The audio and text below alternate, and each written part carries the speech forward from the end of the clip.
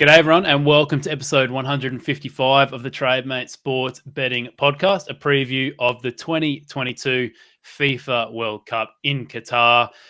On the top right of your screen, I will firstly introduce a man you've seen on the channel too many times before, pro sports bettor Neel Shah. How are you, mate? Yeah, good, mate. How are you?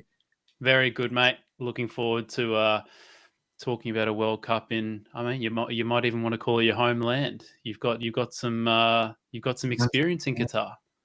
Yeah, absolutely. Yes, I was living there. For anyone who doesn't know, I was living there for about 7 years.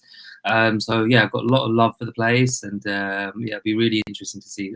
Sadly didn't last until the World Cup over there, Yeah. but What was the point of living there then, mate? yeah, sorry. And then at the bottom of your screen, we have Football Tipster Paul from Feinting the Line. Welcome to the channel for the first time, Paul. Great to be here with you guys. Thanks for inviting me. Pleasure to have you on. I'll share all the info of Paul and Neil later towards the podcast. You can check them out on Twitter and all that good stuff. But yeah, as I mentioned before, Neil, I think that'd be a good way to get started. Maybe just talk a little bit about the World Cup being in Qatar before we go through some of our best bets in the outright winner markets, group betting, goal scorer, all the fancy outright markets we've got. But yeah, first, I think it's really interesting because, we're not in a normal setting here for the World Cup. Normally we're in, somewhere familiar in Europe or South America, something like that. But we're in a completely different place where football doesn't really, or gets played, but not as it's not as popular, I guess, as the European side of things. So yeah, talk a little bit about, Neil, your experience in Qatar, and I guess the biggest thing is the weather, the travel, how this might affect all the teams, and how that might be different to past World Cups, because there has been a lot of talk in the media about the weather conditions and how it's going to be steaming hot, but I think you have some opposing views. Yeah, it's going to be a really interesting World Cup in a lot of ways. But yeah, first of all, to kind of go to the weather, you'll probably hear across a lot of kind of lazy media outlets that it's going to be roasting hot and sweltering desert heat of Qatar. Now, I lived there for 7 years, and the weather in November is very pleasant actually. It can hit, if early November can hit kind of 30 degrees during the day, but that's quite rare. So expect kind of weather around sort of mid-20s, and in the evening again kind of low 20s, a nice coastal breeze. Doha is on the coast. The stadiums are all air conditioned anyway, because they'd originally been planned for the summer, which would have been a ridiculous time for the World Cup. It would have been kind of 40 degrees, and you can't play football in that weather. But yeah, so in terms of just being wary in terms of betting. So if you are thinking something like unders on goals or something like that, because it's going to be too hot, I think that's a misnomer. It's a misconception by the media. Where you want to be thinking is just in terms of the sheer number of games that the elite European players or players based in Europe are playing at the moment. It's just kind of 2-3 games a week, and it's just been absolute chaos. So that's going to be the factor rather than anything to do with the weather. And in terms of travel times, basically imagine the World Cup's pretty much been played across one metropolitan area. There's a few stadiums that are slightly further away from Doha, which is the capital, namely the Al Khor Stadium and Lusail for the final. But these are all within easy reach. So as a fan, it's probably one of the best World Cups you could go to, because you could end up seeing 2 or 3 games in a day. Yeah. You're never going to be more than an hour away from a venue. And consider that from a player's perspective as well, in terms of travel time. So remember, in the Euros, we had teams kind of flying to 3-4 different countries for their games. And you're obviously not going to have that. Everyone's going to be nice and well rested in their hotels. Players are going to avoid kind of long journeys, kind of cramping up their legs on buses, coaches, planes, whatever. So in that sense, I don't know how you would necessarily make an angle out of that, but it's something to bear in mind. So yeah, definitely lots of things to intrigue. The kind of the level of fitness and sharpness of players When you compare it to a Summer World Cup, where again you see some players are absolutely dead on their feet and just very flat. The hope is that that won't happen, and hopefully we do get a lot of games with a lot of goals. Yeah, do you have any takes? Which teams do you see that's affecting the most in terms of, like, I know England, like Harry Kane's playing a lot.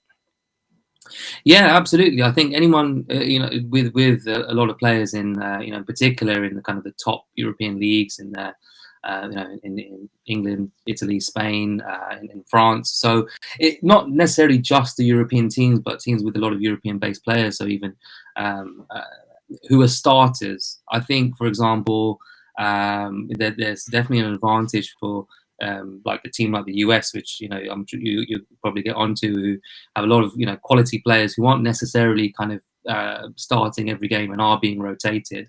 But specific teams where they're perfect example, the likes of Kane. I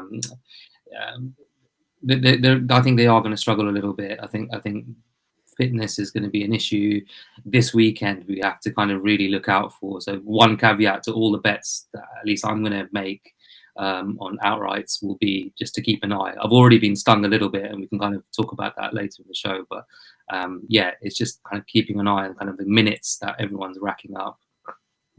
Yeah, so we're recording this on the 11th of November or 10th of November in the UK. So, yeah, keep an eye out for injuries that might happen post-recording this. Do you have any takes on this, Paul, in terms of where you'd rather be situated? Would you rather be a team like a Qatar that's, hasn't played much football at all in the last month and be like completely rested, ready to go? Or would you rather be an England, a Germany, a Spain, where you might be, a tad bit fatigued, but you've got a ton of match fitness? Do you have any takes on that? Yeah, I mean, some of the coaches at the clubs do a better, job of managing it than others. So it's, for me, it just tends to be a case by case basis. That's how I do a lot of things in terms of pricing, just case by case. I mean, I'd rather be a team probably like Ecuador, USA, like Neil's saying, somebody like that who probably has a healthy mix of some players like Caicedo, Adams that are playing all the time, day in, day out in the EPL. But then you also have, their club managers, somebody like Jesse Marsh, who's giving them a midweek rest in the EPL or in the cup game. So, I mean, I think it just tends to be a case by case basis. Those teams, I think all their players are going in healthy, pretty good, looking good. Like Neil said, I mean, I tend to agree. England, I mean, a lot of those players have just played so many minutes. You look at like Declan Rice for West Ham, or like Harry Kane, as we mentioned earlier, and Eric Dyer. I mean, Tottenham. I know Neil may have put something on social media or something this week about how ridiculous it was, that they were playing all their starters in the cup game with how many minutes those guys have, especially somebody like Harry Kane going into the World Cup. So I think it just tends to be a case by case basis, but I'd certainly rather be some teams than others. That's for sure in terms of the fitness levels. All right. Brilliant insight, fellas. I think that's a good way to kick things off, just to give a general background to how things are looking as we approach the tournament. But let's get into the juicy stuff. So let's firstly look at some of our best bets in the outright winner market. Obviously, as we all know, Brazil are quite heavy favourites. You got the likes of Argentina coming in after that with France. I'll go to you first, Neil. What are you liking here in the outright market? Yeah, so I'm kind of splitting it into three. So whenever I do have a kind of a bet on the outright, I'll have one kind of strong favourite, one kind of mid-ranger team, and then one sort of big priced outsider for a bit of interest, with the idea that hopefully that you'll be able to trade them further down the line. So in terms of the betting market, you can see on the lovely new Trademate ticker on the bottom. So Brazil are the, I think they are deserved favourites. Yes. But their price has shortened in quite a bit. And in terms of the odds, in terms of form, I did deliberate on this before. I did write an article and didn't put them in there. But, the more I'm looking into it and the more I'm kind of seeing in the run-up, fingers crossed, there's no major injuries, I do think Argentina are a strong play. If you're saying Argentina and France are the same price, considering some of the performances that France have been putting in, I mean, on paper, that France squad is just outrageous. Like the talent that they have, the players that can't even, their second team is better than most first teams of the other nations there. But you can only play 11 players on the pitch. You've got Deschamps, who is an excellent manager, but is quite negative in terms of having a group like this and kind of unleashing the shackles of that attacking talent. And they just look very disjointed. Whereas Argentina, as far as I'm aware, I don't think they've lost a game for 3 years, almost 3 years. It's absolutely incredible run, and the last team they lost to was Brazil. So again, a worthy opponent. There's a really interesting mix in that team. You've got the sentimental value, which I don't normally read too much into, but at the same time, you've got Messi, again, who's playing in what some might describe as the Farmers League in France. Again, not really having to put in a huge shift every week, so relatively fresh. And again, with a decent backup cast, I like their midfield. I think they're strong and dynamic. Lo Celso didn't really, wasn't really fancied at Spurs, but he's been playing well. He's quite an important part of that midfield. They've got some kind of solid guys. I was going to say something rude, but very solid defense. Some tough characters in there. And I think that record is something to really, really look at. So in the Euros, I think Italy went on a 30-plus game unbeaten run going into that, and they ended up winning the tournament. Obviously, they haven't turned up this time for the World Cup, but it's always worth noting records like that. So they would be my pick in terms of the strong favourites. Then a couple of others. I think Croatia are quite dangerous. I think their form has improved a lot. Especially in the Nations League, they pulled out some really impressive results against big teams. At the prices, around 55s, I think they're definitely worth, for a potential trade and play. And then the third would be the Dutch. I think they've got, they're free scoring. They're a really interesting team. On their day, they can kind of cause a problem for any of the sides in this tournament. And I did have another selection, but that's actually I've seen as yours, Alex. I'm kind of I do agree with your selection too, so I'll leave that one. So those would be my 3 picks. Yeah, I like the Netherlands one. I think we'll discuss this throughout the podcast. But I'm interested to hear what you think about Argentina in terms of their defense. Maybe a little bit light in midfield too, but the likes of Nicolas Otamendi. I think it just depends maybe on how Argentina want to set up. But if they're going to play a high line, you can see someone like Otamendi getting caught out. They haven't really got the strongest defense when you look at some of the other teams in the other big teams in the World Cup, and we know how important defense is in a World Cup. So do you have any worries about their defense overall? Because I mean, obviously in attack they're not going to be second to many teams. Yeah, absolutely. That there is a concern, that there is a kind of concern at the back, and in terms of kind of raw pace that they might struggle with. But I think purely based on the fact they're pretty confident they'd probably outscore anyone as well. So in terms of the metrics for the goals they score, they're exceptional, and there are goals coming from other parts of the team. They're not just solely reliant on Messi as well. So I think that's a huge advantage. And I mean, to have a record like they have, to come through South American qualifying, which is the hardest qualifying group you can do, and it's kind of regularly very tough competitive games in difficult places. I think that's been really good preparation for them. So absolutely, there is a risk, and in one-off knockout games, again, anything happens. A lot of closely matched teams, but I think they've got a really, really good chance of kind of competing and going all the way. Nice, mate. And Paul, who are you liking in the outright winner market, mate? Yeah, in the outrights, I mean, I don't personally, honestly, bet a ton of the outrights usually. I like a couple for the World Cup, 2 in particular, and really I like them because of more of the price and the group dynamics, or the dynamics of how the bracket I think will shake out. So the first one, which will be a constant theme I think throughout the podcast, is I generally like Denmark's prices.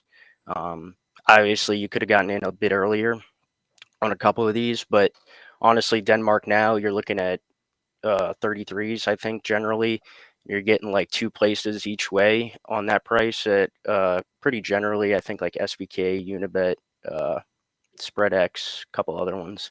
So I mean, I think that's a decent price, honestly. So I think basically for me, I was looking at basically the winner of Group D, the winner or second place of Group D, and then also the second place of Group A. So Australia and Denmark, you're saying? Yeah, I don't know about Australia there, bud. Cricket World Cup, I mean, it's all right, mate. That's a complete joke. France and but Denmark, you obviously mean.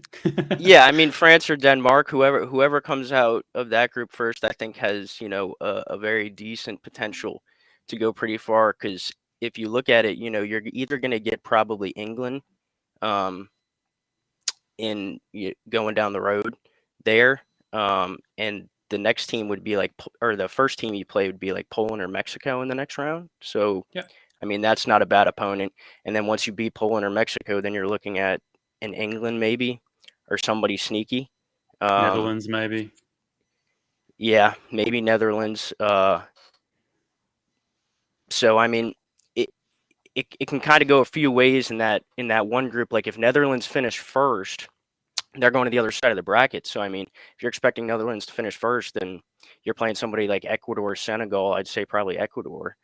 England would be. So if somebody knocks them off, you're also getting a easier opponent than even England. And I don't think England are really on form, in my personal opinion. And we talked about the fitness issues and things like that. So your next 2 rounds, I'd say, are pretty easier opponents than most anybody else is going to play.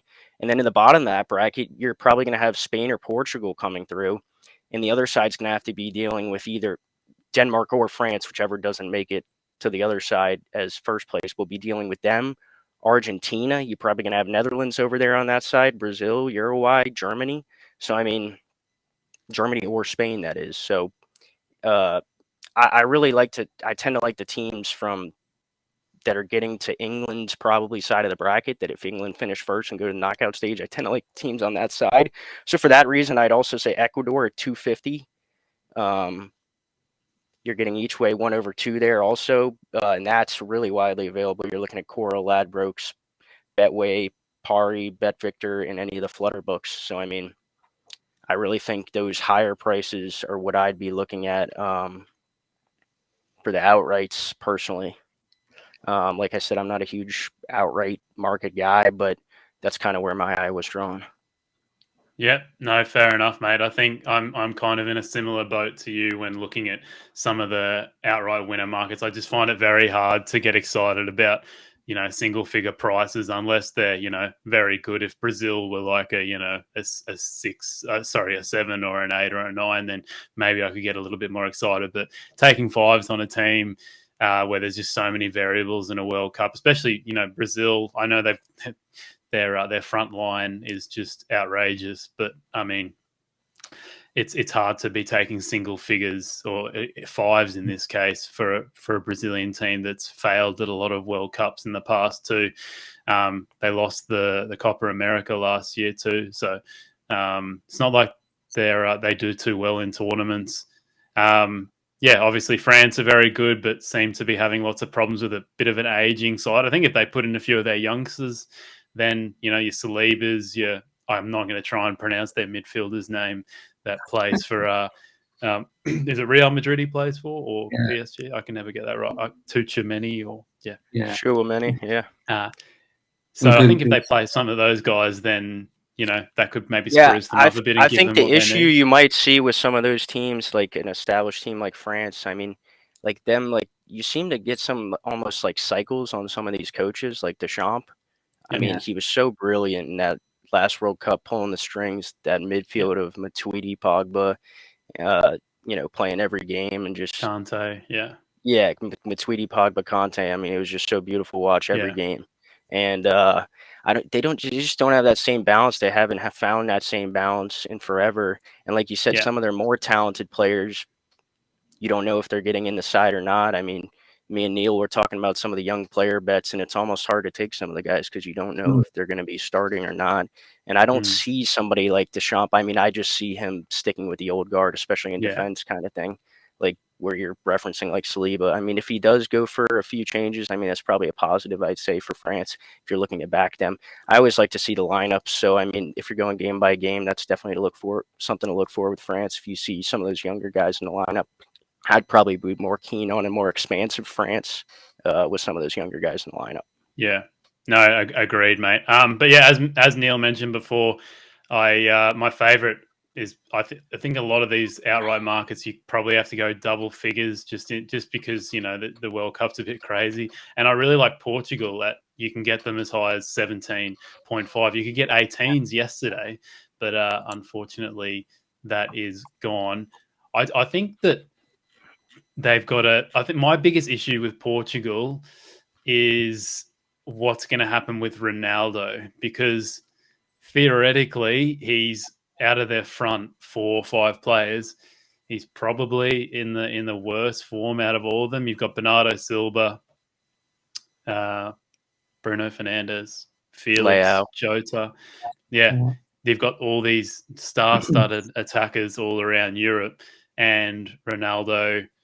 Oh, maybe he's been not hard done by, but he's not getting the minutes, so it's a bit tough. But you can clearly see. I mean, every time I've watched him this year, even in the Europa League, like he's not the player he used to be. So I think that's my biggest concern. Is like, let's just say Ronaldo doesn't get a start or isn't getting enough minutes for his liking. How that affects the camp in general. Like, is he going to kick up a massive stink and almost like ruin, the team energy or whatever you want to call it, the morale? Or does he potentially go back to his old ways? Because even though he's slowed down the last couple of years, he's still been excellent in some of these international tournaments. So that's my kind of biggest concern around them. But outside of that, they've got some great team combinations within Portugal, which I think is just so pivotal in a World Cup like this, where there's basically no time for preparation. Cancelo, Diaz, Silva, all for Man City. They've got 1,000 Wolves players in there. PSG's Vitinha, Mendes, Danilo, Sanchez. That could be huge in a World Cup like this, where there's not much time in there. Is Pepe going to be in the squad? Sorry, mate. Is Pepe going to be in the squad? Yeah, that's what I was just about to talk about. I think that's probably their biggest weakness, is a 40-year-old Pepe in defence and potentially him starting at centre-back. He'll have Diaz next to him, which is obviously a massive help. But I think because they play such a conservative style most of the time, that'll help him out. Like, it's not like they're trying to play like an Arsenal or a Man City, Liverpool with a huge high, with a high line, and he's just going to get caught all the time. So I think that probably helps him out a bit, and hopefully he won't get as exposed as much. But yeah, my biggest issue is just the dynamic of Ronaldo, and just, you just never know how that could play out if things go wrong. But they're in a relatively easy-ish group. They should go through quite easily. I think Uruguay is their biggest competition there. So yeah, and if they top the group, then they're going to likely play a Serbia or a Switzerland or something like that. So I just think it 15 plus, something like that. I think for me, that was the price that stuck out. Like I said, I like the Dutch too, just because they've got Van Gaal back, who's coached them well in the past. They've got a very, very good defensive setup. They've got the name escapes me, the midfielder from Barcelona. Oh God, I've lost the midfielder from Barcelona. Someone help me here. Help me. Yeah, that's the one. Yeah, so that's another one I like too, as Neil mentioned earlier. But yeah, that's me for the outright markets. Any thoughts on those fellas before we move on? Yeah, I was going to say, because actually Portugal were one of my earlier picks as well for similar reasons to you. They're just, like you say, like defence can win you a tournament, and they've got, again, a very, very strong defensive setup. Santos, again, is a bit of a cautious manager. My concern would have been, I suppose, how Germany kind of picked them apart in Euros. But yeah, they've got that sprinkling of stardust. But like you say, in a way, it's amazing that we're saying this. But yeah, Ronaldo could be a bit of a hindrance. I think at least in the next tournament, maybe this is perhaps the lead up for it, with kind of Fernandes leading the line with João Felix, with Rafael Leao, like with Silva. You've got a fantastic kind of attacking combination, which are quite dynamic. But if it's a case of, let's say Ronaldo being happy to come on as an impact sub for like 20 minutes, 30 minutes to go, I mean, that's a huge player to have in your arsenal, to come on and affect a game and, to have one big moment to score. But absolutely at the prices, they can compete with anyone on their day. Yeah. All right. Just a note from watching most of their international matches. I think their manager I think he's going to be starting most games personally. Based Ronaldo. on their yes, Ronaldo, based on how their managers used him recently, because there is some decent history there. But does he tend to play the full 90? Like, has he been sort of subbed off? Sorry, I missed that. Sorry, Neil. Has he been playing the full 90 minutes, or has he been subbing him off? Yeah, I mean, he could sub maybe, I'd say, but I mean, I would see him starting most of the games. Not that he couldn't maybe not start the last one if they're already through or something. I mean, I could see that too, but I would see him starting most of them. Yeah. Oh, it'll be an interesting dynamic. At least, unlike, playing for United, he's going to have some unbelievable wingers, midfielders around him.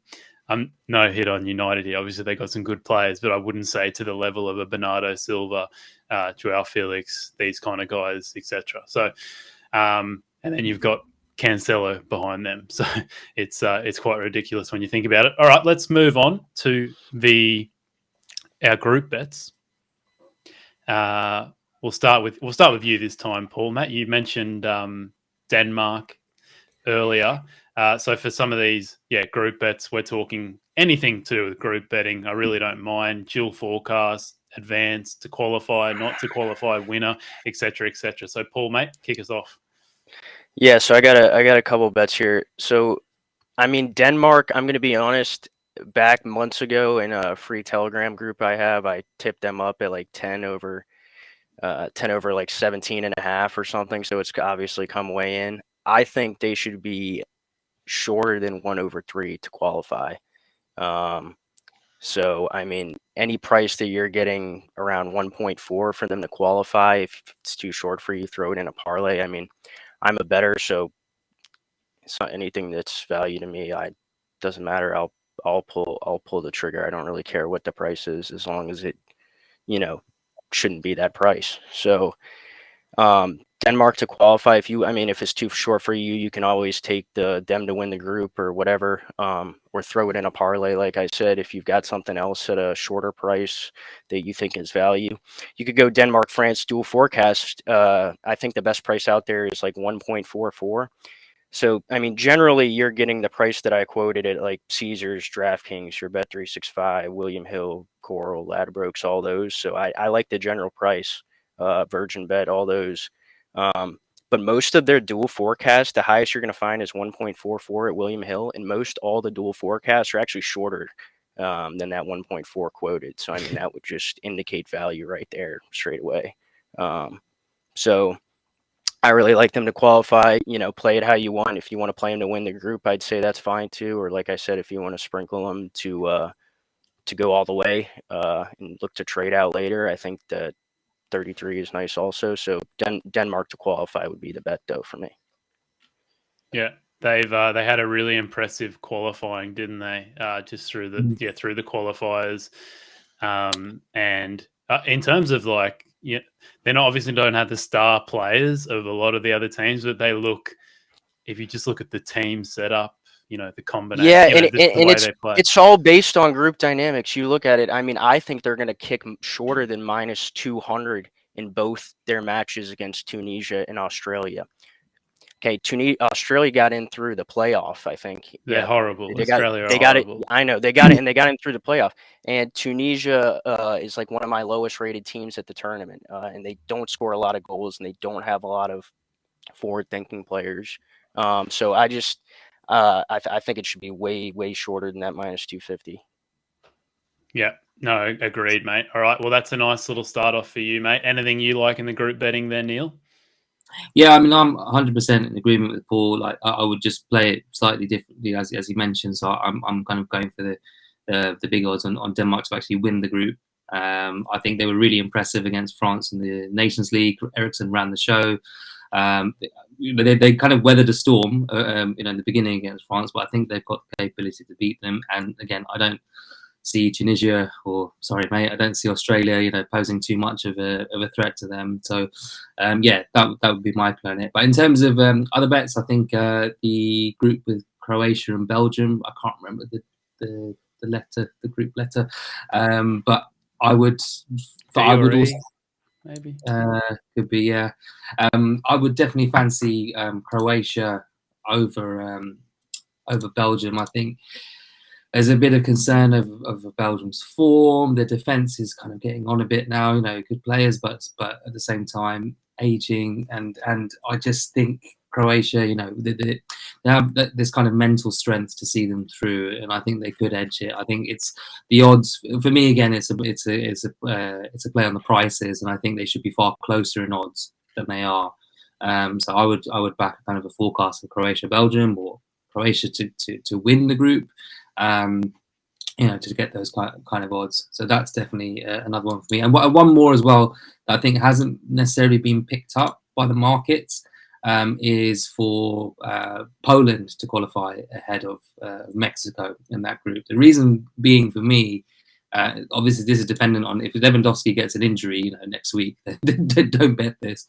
But for me, it's based on the fact that Chicharito is, the manager just doesn't want him in his plans for whatever reason. But I think again, he's Mexico's most experienced striker. I think can offer a lot at a tournament. Carlos Vela was effectively kind of quit from the national team, isn't available. And their next best striker, Raul Jimenez, still coming back from an injury. There's fitness concerns over him. They do have Lozano. They do have a few other good attackers, but I think as an attacking threat, I think that's kind of severely curtailed them. And I think, again, at the odds being so close together, I think Mexico are kind of slight favourites ahead of Poland. I would have it the other way around. So that would be another one of mine. And then the last one would be Qatar's qualified, but I think the odds have kind of caved in now. This would have been one of my selections before. I did post it up in an article. They were 6-1 when I posted it. And now I think the best price in the market is around 5s. And I think that's down to the fact that Sadio Mane is out for Senegal, so that's kind of again pushed the rest of the market. Is that 100% confirmed now? I think it's.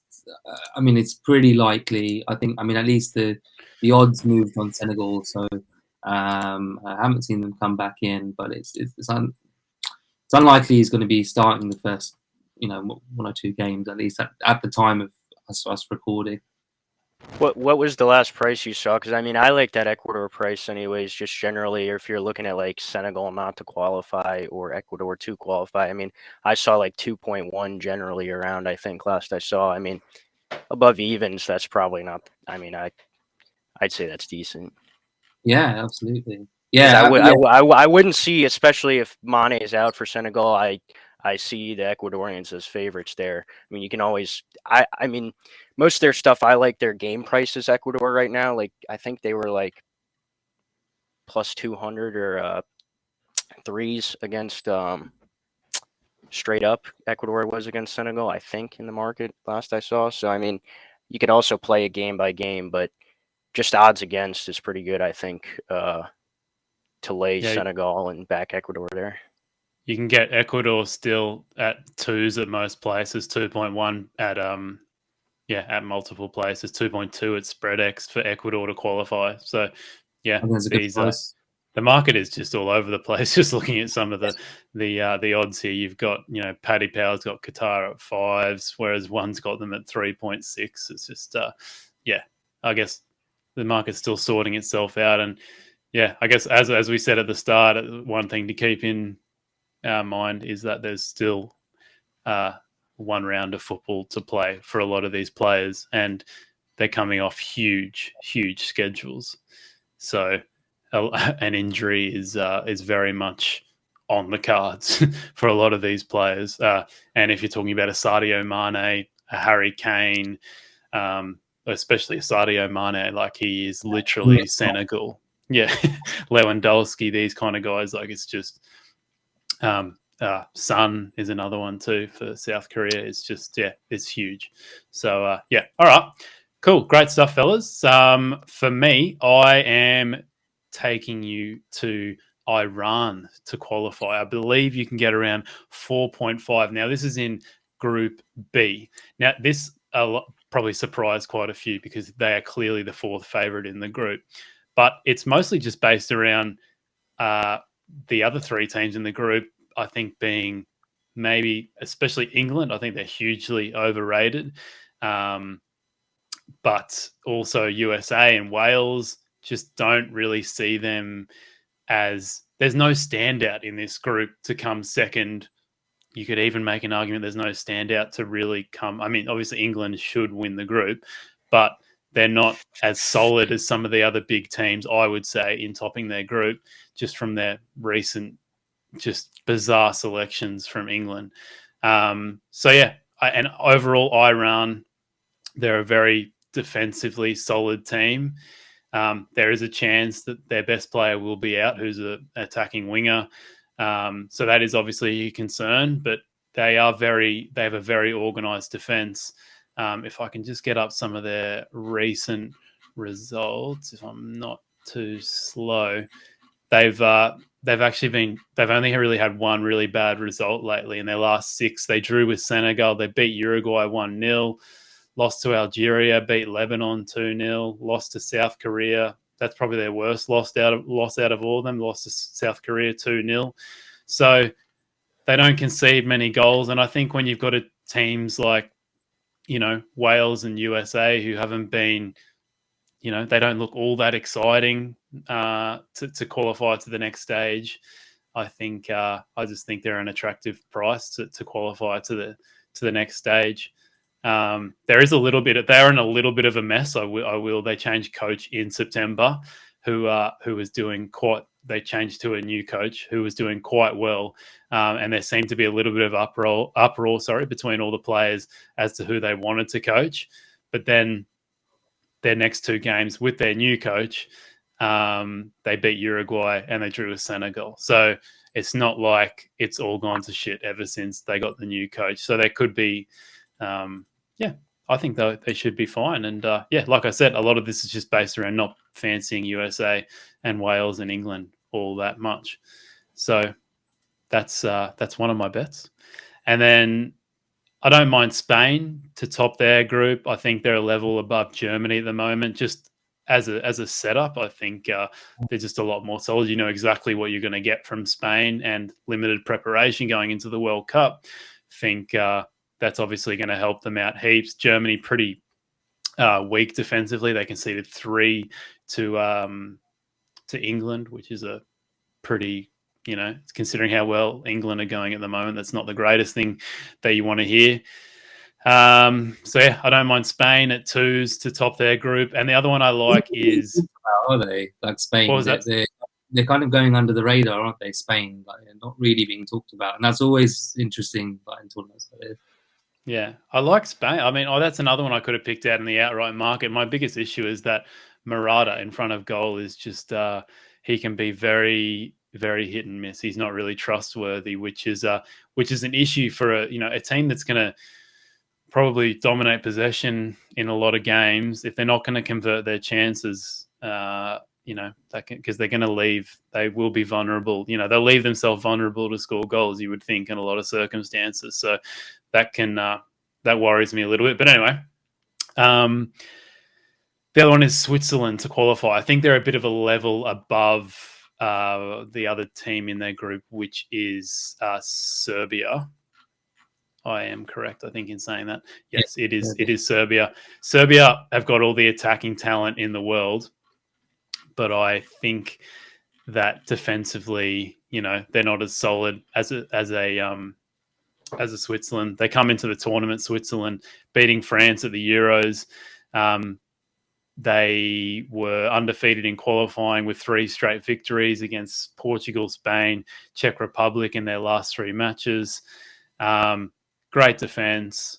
I think they conceded twice in 8 qualifiers, something like that. Obviously, there's an issue around their attack that they can be a little inconsistent in front of goal. But I think in a World Cup where they've still got a lot of their old players, your Shakas, Shakiris, they'll know exactly how they want to play. Same manager.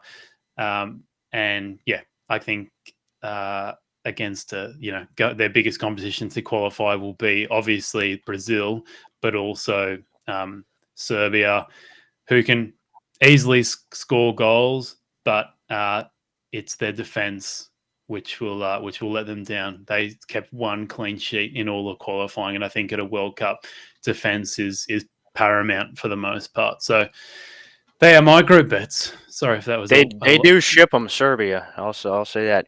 Alex, I did have one more bet in Group E there for the groups. If you want me to blast that real quick, I'd love you to, mate. All right, yeah, and that would be, you could have gotten Cambia had a really bad price up on Costa Rica last in Group E yesterday, and a few people tipped it up. I actually like, as an alternative, Japan to finish 3rd in that Group E that you were talking about. I mean, Spain and Germany are everywhere between 1/8 and 1/12 to qualify. So if you mash those 2 prices up with the price of Costa Rica to finish last, which generally is about like 1/2 right now, but I really think it should be a little bit shorter than that even. But even if you take it as the 1/2, the general price, and you mash it up with the other prices, you get a little bit of value there on Japan to finish 3rd in Group E. I'd say down to 1.8, but you can get it at evens at I think Boyle Sports, but you can get it at 1.9 at Ladbrokes or Coral, and I would take that down to 1.8. Whatever book you have. I know a couple PPHs, offshores had it out there, so I like that. Yep, I like it, mate. It's kind of a shame that Japan are stuck in that group because they're quite a good team, aren't they? If they were, maybe in another group, I'm sure they would go through. But yeah, shame for them. But too bad, Japan. All right, let's move on to the Golden Boot market. I'll start with you, Neil, in this one. Your man, Harry Kane, dominates the market. Mbappe next, Messi, Benzema, Neymar, Ronaldo, Lukaku. I guess in this one, you kind of want to target a team that's probably going to go deep, but also maybe a player that's going to score most of the team's goals, because that could be an issue with Mbappe and Benzema, for example. Neymar's probably going to share some goals too, but where are you thinking in this one, mate? Yeah, I mean, obviously, it's worth factoring in. Does that player take penalties? Are they going to be taking free kicks, or again, are there other forwards who share the goals with them? But yeah, I mean, top of the market, Harry Kane, no chance. I think again, he was top scorer in that England team in the last World Cup, but again, there's a lot of concerns over England, and I just think he's burning out a little bit. And my hope, and I hope I'm wrong. I will gladly be wrong if that's the case, but just at those prices, I just think there's just no value. Mbappe as well, he's capable of scoring a few hat tricks, but he needs the team around him to click.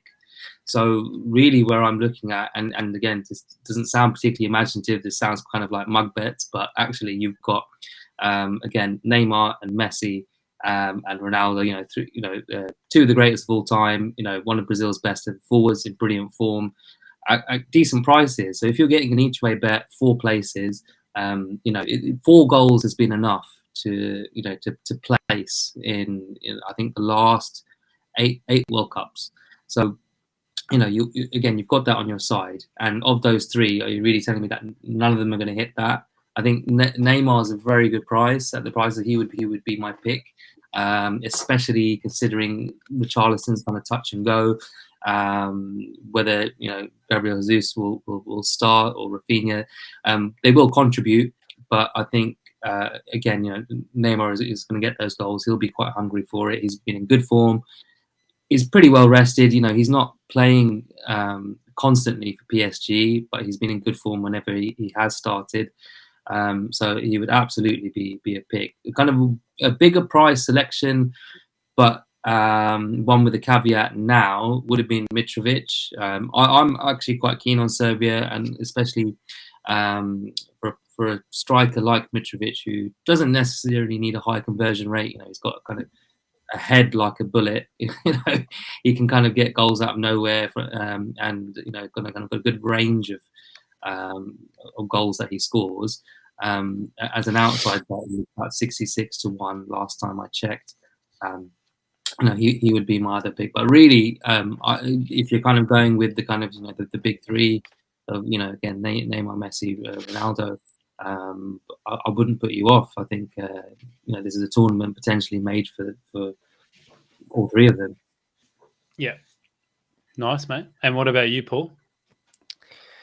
Yeah, so for the goal scorers, just one note I'd say, if you want to take somebody maybe like Ronaldo or Messi, you might want to look at the league top scorer markets. Those haven't really trickled out yet, but you're looking at like League One top scorer or Premier League top scorer or something like that.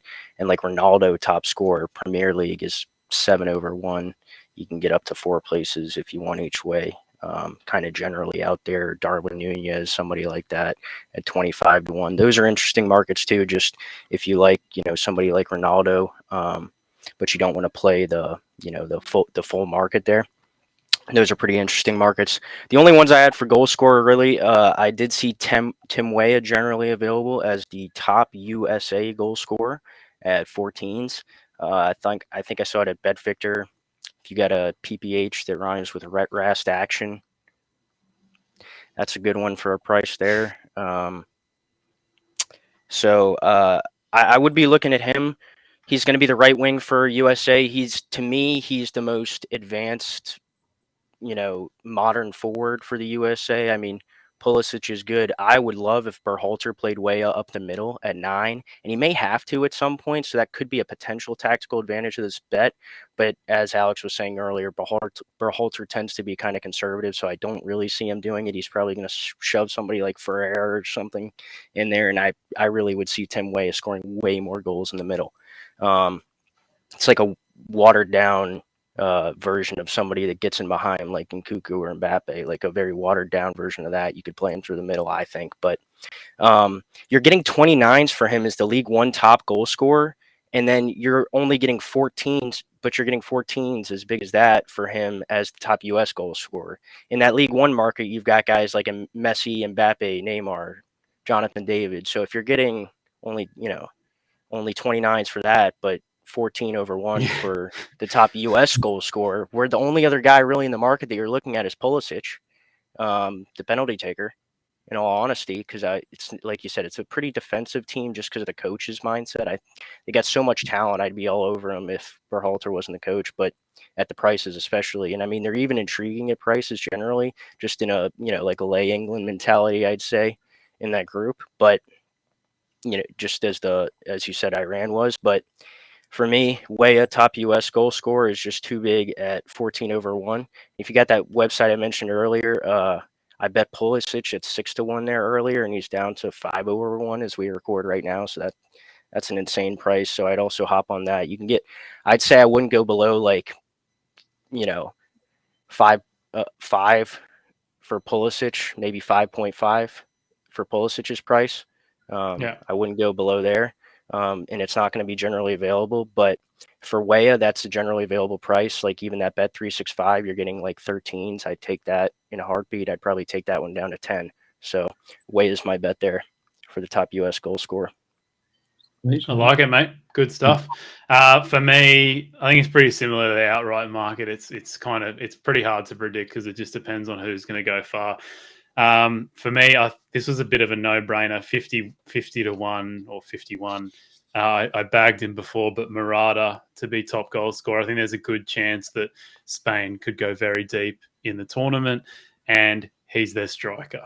So it's. I mean, obviously he could share goals with the likes of Ferran Torres and Sarabia, these kind of guys, but he's their striker.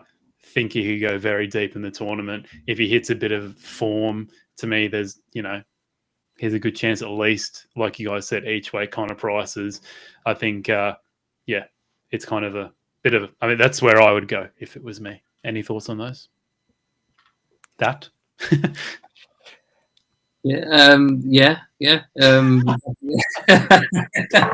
not so keen on Morata, but by the end of the day, he puts himself in those positions. So again, XG, mate, it's going to turn around. You're really looking at you're looking at goal supremacies in the group and how many goals, more than half the tournament's the group. So you're looking at how many goals they're going to score in the group. Essentially. So if you like them against like that Costa Rica or Japan backline, then that's why you like a price like that. Yeah, there we go, mate. That's why I like it. Good stuff. All right. Other bets. So you can take me through some random markets here if you like. We've got our team to score the most least goals of the tournament, stage of elimination, golden glove. Rifle me through some of these, Paul, some of the markets we haven't talked about that you like for the outrights. Yeah, the team to score the most goals in the group stage. So like you said, there could be different terms on all these bets, and with the World Cup stuff, you find so many arbs and just natural things like that from different books, just because simply there's so many prices out there, and you can re-engineer the lines, and there's so many different wordings on the lines and things like that. But you want to look for this. I mean, I'm saying team to score the most goals in the group stage. I like Argentina, Brazil, Portugal, kind of Neil's mentality. You sprinkle a little bit on each. The prices in the PPH world, kind of for the Americans and offshore, you're looking at like 7.5, 8, and 20 respectively for Brazil, Argentina, and Portugal. At SpreadX, you can get Argentina at 7.5. I'd take that down to 6.5. You can get that generally. And Portugal, you can get at 17 also at SpreadX. I'd probably take that down to 15 anywhere you can get it. And then Brazil at 5 at BetVictor, or at 6 actually at BetVictor or Betway, and Boyle Sports also. And I would probably take that one down to 5. So all those teams to score the most goals in the group stage. And really the argument there is just you look at their supremacies over the groups, and they have the most teams in their group where the supremacy is high enough that you could have like a balloon match kind of thing. And like Portugal at 20, like going back to like what you're saying, like Portugal's out there at 20, like in some of these offshore sites and stuff. That's just crazy to me, because like you're saying, their group, I mean, it's not really too difficult outside of Uruguay. You could see them cracking one of those defenses open a couple times, even though they tend to play conservative. I mean, that's why you're getting a price of 19s, 20s, whatever, but they could, pop a few past, and all of a sudden, even against Uruguay too, they'll probably score goals against Uruguay. They're not defensively that great. Yeah, and I mean, I'd rather, like, if you're looking at Brazil or Argentina, I'd rather way rather bet these prices for them to score the most goals in their group than for them to win the whole tournament, personally. Yeah. Because you're only looking in that condensed time frame. Something crazy might happen later in the tournament, and you already know that they have the advantages in those groups. Farther down the tournament, you don't know you have that supremacy advantage. So why take that chance when the prices are the same in both markets? It would be my take on that. That's probably easier to score more goals than win a World Cup. So, yeah. Neil, mate, what about you, mate? So I saw that just before we came on air, the team to score the least goals. There's a lot of traction on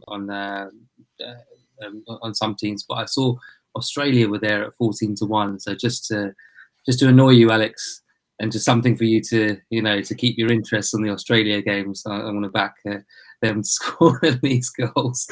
But there are a few other ones as well. But the markets don't seem to have come up on the UK side. I think on Paul and I were discussing before. I think on the PPHs there are the best young player markets. It's a tough one to call. And I would have put Cody Gakpo on there, but I think maybe he doesn't actually meet the cutoff for that. So that's something I want to look at in terms of man of the match for the Netherlands. I think basically I'm going to be looking to back him. I think he's been in outstanding form this year. He's getting better and better. I think his importance to the Dutch team is going to increase, and he's one of those players, when you have a World Cup or a Euros where you get that kind of breakout star, and he kind of ticks all the boxes potentially for that to happen this time. So I would be looking for him, across those markets. The other thing is the Golden Glove. I'm not really decided on it, but maybe Alex, if you could kind of put up the market, it might be worth a little kind of mini discussion. Because I found this kind of a tough one, really. The Golden Glove is for like the best goalkeeper of the tournament. Usually, I think Oliver Kahn has actually won the Golden Glove and the Golden Ball, which is for the best player and the best goalkeeper. But generally, it's one or the other. So yeah, you have Alisson at the top of the market, of course, for Brazil. It's not necessarily a deal breaker if the player doesn't win the tournament or get to the final. I think Courtois won it. You probably need a goalkeeper that's going to be busy. I know that sounds stupid, but someone that's actually going to have to defend or make a lot of important saves. Yeah, absolutely. And generally, it does go to to a finalist. But again, I think Martinez could be of interest. I think Rui Patricio at the prices, if Portugal make a good run, I think he is going to be quite important because they will, big chances, and there could be the chance of him being again like a penalty shootout hero. But it's an interesting market, one to maybe monitor. I don't know, if this will kind of go in play as the tournament progresses. But it's definitely is a puzzle I haven't necessarily cracked yet, but one of interest. Yeah. All right. Interesting stuff, mate. Paul, I think I missed a couple of your bets. I think I skipped over you too quickly, mate. Yeah, you're good, man. I mean, Neil was talking about a couple of those markets, so I'll just go back and touch on both of them that I was going to talk about. So the first one would be that youngest player award, and I know there's not many prices out on you guys' side, but generally I'm seeing Caicedo. What is this Caicedo of Ecuador at 151? There's not I mean, you're probably going to have to go a bit further, but you don't have to win. Pogba won it when France didn't win in 2014. So you don't have to actually win the tournament to win that. And I just think at 151, if he pops in a couple goals and they go far in the tournament, 151 seems very big. You might even get bigger when more prices come out, and you'll probably get some each way prices on your end. But I mean, I'm fine with that. I like that. And then I also like in that lowest scoring group market, the lowest scoring group, I like Group B and Group E. Group B, you're going to get, I think, 6s at William Hill and Boyles, or maybe it's 5s. I'm not sure. It's 6 or 5, but I like either one of those prices. And for Group E, I like 10. I like a 10 at Coral or Ladbrokes and also Boyle. So Group B and Group E is the lowest scoring groups. I think F's the only other competitor for me in this group. I think H is way overrated in the market, and I actually think B should be where H is. Like H is like plus 200, I think, which is like 3s. So I just think that's a crazy price. And Group E, it's kind of a crazy bet at 10, but I just don't think that they should be the least favored in the market. The market's saying Group E should have the most goals, but I could see like that Spain-Germany game where market might have a couple goals for that, but I could see that being a drub affair. You know what I mean? Especially if the way it shakes out with the other side pieces in the group, and they don't want to hurt each other, kind of thing. And I guess they're just expecting Costa Rica to get smashed up every time. They would, but I would tend to say that Costa Rica and especially Japan have very solid defenses. Like that Japanese team held Brazil in a friendly a while back pretty well. I love that Japanese defense, and I don't think like the Japan-Costa Rica game's going to have a ton of goals, even though Japan might have a supremacy there. So I just think that there might be some market room in there, and those are my lowest scoring groups, B and E. Yeah. On Japan too, Tomiyasu, I don't know if he got picked in the squad, but he could be injured because he did his hammy about a week ago, and we know what hamstrings are like. Like he could literally be out the whole tournament, and he's, probably their best defender. So just keep an eye out for that because he will be, key for their World Cup. I will finish things off with Netherlands to reach the quarterfinals at 1.8. I think you can get that in a few places. Like I said earlier, I think Netherlands will top their group pretty comfortably. They are in a group with, just so I can get the names out there for everyone, Netherlands, Senegal, Ecuador, and Qatar. Yeah, obviously Senegal are taking a massive hit, maybe with Mane being out. And Ecuador, like clearly a level below the likes of the Netherlands. So I think they'll top the group, and then they will play either Iran, the USA, or Wales, most likely. And I think they're clear favourites over those teams. And overall, I just like how they've got Louis van Gaal back, a pretty pragmatic coach, which will go a pretty long way when you've got guys like De Ligt, Van Dijk at the back, along with De Jong in midfield. And they've got, I wouldn't say they've got a star up front, but they've got a lot of decent players in Depay, Bergwijn, Gakpo, these kind of guys. So I can, they look a team that'll be hard to beat. Maybe they'll struggle for goals here and there, but I think they're a solid price at 1.8 to make it through the quarters. Worst case scenario is they play England in the round of 16, and depending on their group form, I would still favour them. Just from right now, I would still favour them. Obviously, group form's going to play a massive part in that, but that's what I like. Any thoughts on that one before we wrap things up, fellas? I'd just say, looking forward, that's the best way, I think, to play Netherlands if you're high on them. Alex, I actually missed one more, though, that I'm going to give out, and it's just the team to score the least goals. I'm going to give out Costa Rica and Morocco. Morocco's at 19, so that's the bigger price, and then Costa Rica is at 11. Both of those are at Boyle Sports right now as we record, so I really like both of those, and we've been bashing on Costa Rica all day. I don't see them scoring against any of the opponents in that group, honestly. They'll probably score 0 goals.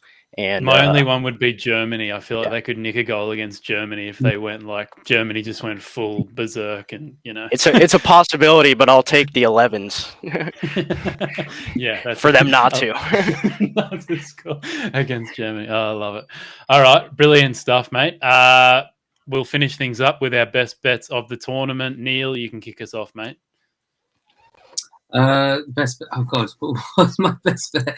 Can I just say, you've written down here Gakpo man of the match in his 3 group games. I mean, just back him at the prices. I just have a feeling. Where are your Gakpo posters, mate? Bloody hell! I'll get them up for next time. Again, and I think.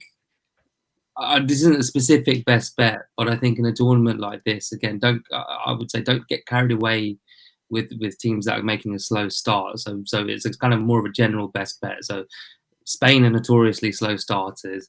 There might be a few shock results here or there. So take advantage of that opportunity. If one of the big teams has kind of lost their first game, there's been a kind of shock result, that's the time to back at a big price, and and the market's going to overreact a little bit. So sorry, that's a bit of a cop out, but I think that's excellent advice, mate. I think betting against narratives in a World Cup or anything really, Premier League, these kind of sorry, I'm still here, is probably the way to go overall, because the media will just get a hold of, let's say England, if they have a terrible first game, they're already getting shit on essentially by everyone.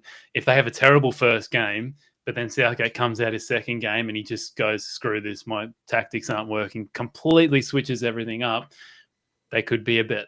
You know what I mean? Yeah. As much as I hate England. And for you, Paul? Yeah, so my best bet of the tournament is probably Denmark to qualify from Group D, or however you want to play that. That's probably the best bet of the tournament, I'd say, for me. Love it, mate. And I will go with Netherlands to reach the quarters, as I mentioned before, at 1.8. Terrific stuff, fellas. We've just gone over an hour, so perfect time to finish things up. You can find these wonderful gentlemen on Twitter. You can find Neil at My Better Life. He's kicking off his channel sometime soon too. For anyone that wants to subscribe to that, now is the time to get in early before thousands of people join and you miss all the prices later on.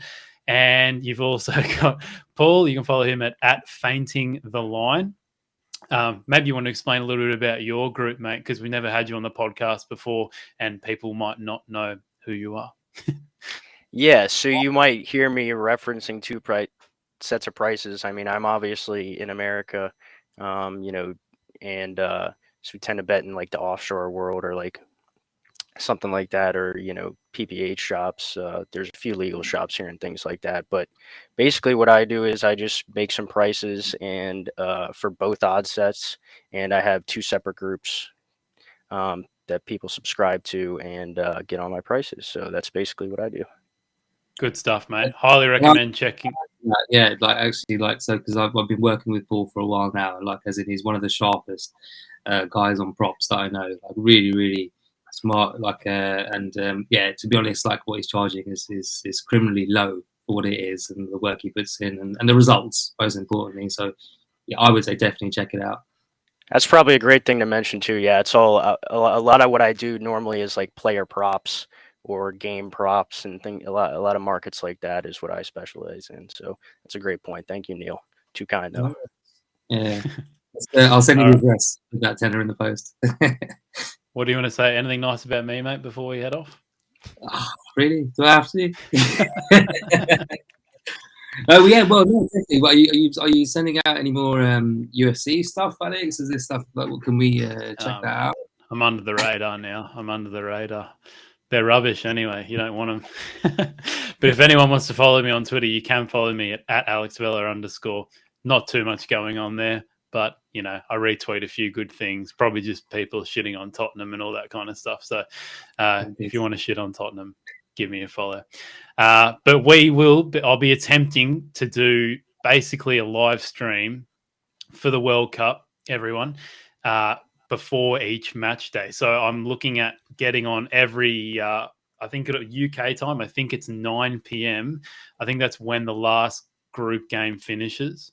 So I'm going to attempt to try and get someone to come on with me at 9 p.m. every night, other than what would be Friday night for you guys and also Saturday night. So for me, that would be Monday through to Friday every morning, getting on and doing a live stream to preview the next day's action, which we did for the Euros, and it was so much fun, and it was really great interactive community we had going on, everyone commenting on the live streams and suggesting bets, and we were just discussing them. It was a great time, so I thought we got to do it again. So yeah, we'll be very active for the first 2 weeks for the group stage, and then as we go into the finals, obviously be a bit more sporadic because there's not games every day. So keep an eye out for those, everyone. We'll try and get the likes of George Gamble back, Ryan Bruno, Tony Alvarez, these guys that have been on the channel before, and yeah, give you guys some match-to-match bets. But yeah, thanks everyone for listening. Thanks to you guys for contributing. As I said, we'll be back in a couple of weeks. If this is your first time on the podcast, please do a quick rate and review of the podcast. Subscribe to us wherever you're listening to the podcast. And if you want to ignore all the advice that we give you on the podcast, and you just want to go by the numbers, you want to just follow the market, you can do a free week trial of Trademate Sports and start your value betting journey and follow the sharp markets to get some nice EV prices there.